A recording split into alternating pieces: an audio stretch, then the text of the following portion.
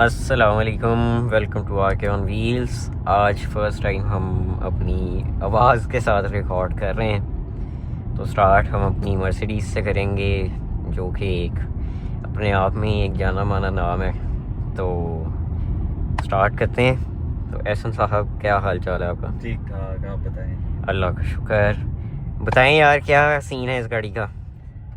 ये गाड़ी जो है हमने कोई 2 महीने पहले जो है वो ख़रीदी थी। दिस इज़ 2007 मर्सिडीज़ E200 और इस पे 19 इंच के अलॉय रिम्स डले हुए हैं, सिंगलिंग के टायर्स हैं इसके और बहुत खूबसूरत गाड़ी है। मतलब अगर आप इसको बाहर से इसकी लुक देखो और अंदर से आप देखो, इसका वुडन एंड बेज इंटीरियर है इसका, तो it's a very beautiful car overall.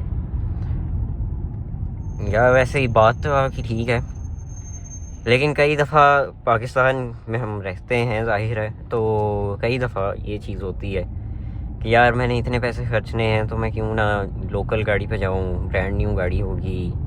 No doubt शश तो जर्मन्स का अलग ही है, लेकिन लोग ब्रांड न्यू की तरफ जाते हैं। तो आपके हिसाब से जर्मन और लोकल में कितना आपको फ़र्क फील हुआ? और अगर आप बताना चाहें तो ये किस प्राइस ब्रैकेट में ये फॉल करती है?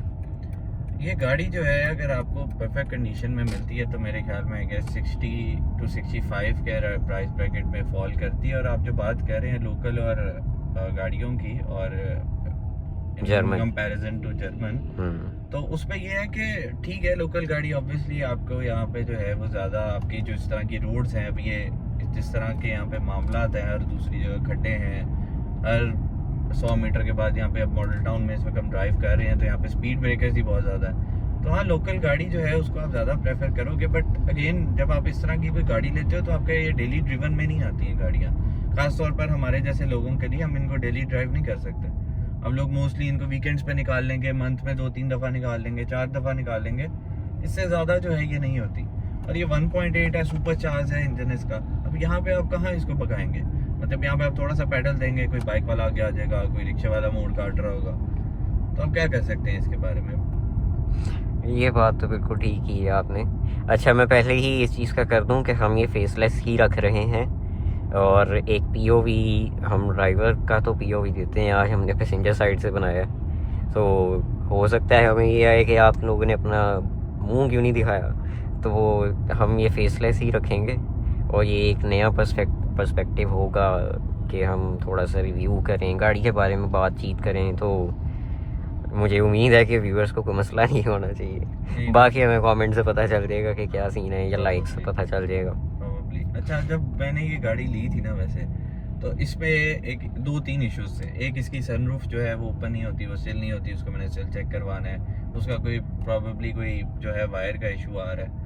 और इसकी डबल सनरूफ है इसकी, हाँ। तो उसके बाद इसमें एक और मेल फंक्शन जो है वो ये है कि इसके जो इंजन में से ना बेल्ट की इसकी एक है, वो मोटर बेल्ट है, उसकी आवाज़ आती है काफ़ी, वो सेल आ रही है, उसको चेक करवाना है। इसके साइड मिरर्स नहीं चलते जब मैंने बाई की है। और इसका पावर का ऑयल लीक था।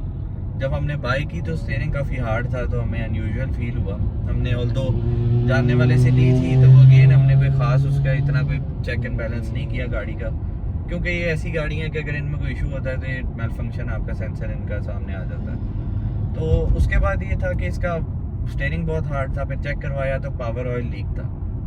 अब एक बूट होता है, अब हम ना तो मैकेनिक है, ना तो इलेक्ट्रिशियन है, ना तो कभी खुद गाड़ी रिपेयर की है, बट थोड़ा जितना मैकेनिक ने बताया या जितना लोगों ने बताया उतना बता रहा हूँ आपको कि इसका जो बूट था वो नहीं था, और उसकी वजह से इसका पावर ऑयल जो था वो लीक हो गया। तो वो आई गेस इसका ऑयल जो था वो लिटरली जब उसने बंदे ने चेंज किया है तो वो टोटल सड़ा हुआ ऑयल था।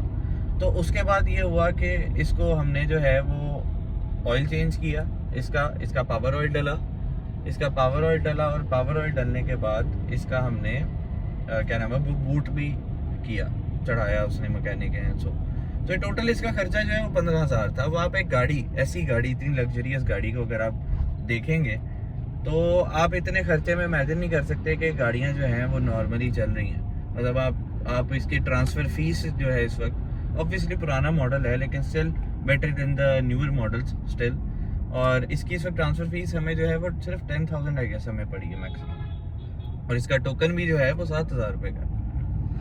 यार यही चीज़ें लोगों को जो है कई दफ़ा नहीं पता होती, तो लेकिन फिर भी लोगों का ये होता है। अब जैसे आप लोगों को काम पड़े हैं इस गाड़ी के, बिल्कुल कि हमने गाड़ी ली, हमने इसकी ये चीज़ें कराई। अब कई दफ़ा तो ये भी होता होगा कि मैकेनिक अगर गलत हाथ चढ़ जाए या किसी गलत मैकेनिक की गाड़ी हाथ चढ़ जाए, तो फिर तो आप लोगों का काम गया। बिल्कुल ऐसे ही है।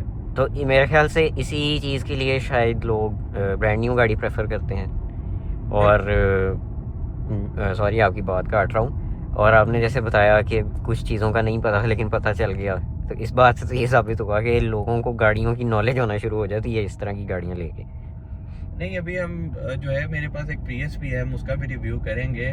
उसको तो टोटली मैंने एक तरह से ना पाल पोस के बड़ा किया काइंड ऑफ 2 सालों के अंदर। हालांकि वो 2011 मॉडल है और जी टूरिंग है, बट जितने मैंने उसके काम करवा लिए ना, मेरा ख्याल है अब मैं किसी भी हाइब्रिड गाड़ी में बैठूंगा ना तो मुझे अंदाजा हो जाएगा कि इसमें क्या क्या काम होने वाला है।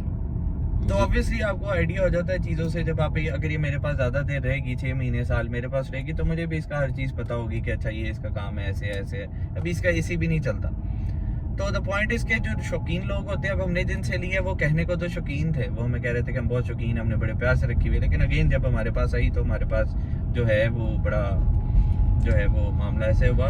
असल में हमारा जो घर है ना मॉडल टाउन में, वो घर जाना चाहता था ओल्डेस्ट गाड़ियों जो होती है ना पूरे लाहौर में, वो इसी घर में पाई जाती हैं। तो हमारे घर में पहले सारी पुरानी से पुरानी गाड़ियाँ होती थी, जिसमें वो स्टारलेट थी, जिसमें शराड थी, जिसमें डाटसन थी, इससे आगे गाड़ी नहीं थी। तो ये तो वक्त के साथ साथ जो है वो चेंज हुआ और मामला, तो ऐसे कुछ करके जो है हमने फिर अब ये प्रियस जो है अब उनको ठीक करवाया। अब जाहिर सी बात है, रखी यहाँ पे गाड़ी को ठीक कराते हो तो आपको टोटल आइडिया हो जाता है। अब ये देख लेना आपके सामने है, कौन सी है ये, i7 आई गेस सारी। तो ये आपको गाड़ियाँ यहाँ पे आराम से मिल जाती हैं। यूजुअली ये गाड़ी आप बिजी डेज में नहीं देखोगे, वीक डेज में, वीकेंड्स पे आपको प्रॉब्लली नजर आएंगी या किसी छुट्टी वाले दिन। सही बात है आपकी। तो और बताएं कैसा फील हो रहा है फिर मर्सिडीज़ में बैठे हुए हैं आप लोगों का ख्वाब होता है कि हमने मर्सिडीज़ में बैठना है, मर्सिडीज़ रखनी है, तो लेने के बाद क्या फील हो रहा है? देखिए लेने के बाद तो अब इसके जो अलॉय रिम्स हैं वो थोड़े काफ़ी पतले हैं, इसके टायर जो है वो बहुत पतले हैं और लो प्रोफाइल हैं, तो उसकी वजह से अब मसला ये है कि इसको बड़े ध्यान से चलाना भी पड़ता है। अब कई लोग कहते हैं कि कोई मसला नहीं होता, कई लोग कहते हैं कि इसको ध्यान से चलाना होता है, कोई खड्डे में लग जाए, कुछ इस तरह का हो जाए तो टायर ख़राब हो जाता है, रिम ख़राब हो जाता है, डैमेज हो सकता है। तो ओवरऑल तो बहुत कंफर्टेबल गाड़ी है, मतलब आई कैंट इमेजिन कि मैं इसमें आज बैठा हूँ, मतलब मैंने कभी इमेजिन नहीं किया था। It's been a very long time के हमने एक मर्सिडीज ली थी 1982 model, and that was 240 D class, और उसमें अमेजिंगली उसका नंबर भी IDA 240 था। आज वो पता नहीं कहाँ होगी। तो उसके बाद मेरे ख्याल में अराउंड 15 सालों के बाद हमने दोबारा मर्सिडीज लिया है, दैट इज दिस वन। तो आई गेस आपको नहीं पता होता कि आप कहाँ से कहाँ चले जाओगे कितने सालों में, और आपके पास कौन सी गाड़ी होगी या कितना पैसा होगा, बट जो है उस पर शुक्र करना चाहिए। और आई गेस इससे ज़्यादा तो कुछ नहीं अभी के लिए। ठीक हो गया। तो ये था आज हमारा एक छोटा सा, हमारी आवाज़ के साथ एक रिव्यू और थोड़ी सी गपशप। उम्मीद है आप लोगों को पसंद आएगा। चैनल को सब्सक्राइब करें और बेल आइकन पे क्लिक करें, ये तो मस्ट है ना। ओके जी, अल्लाह हाफिज़।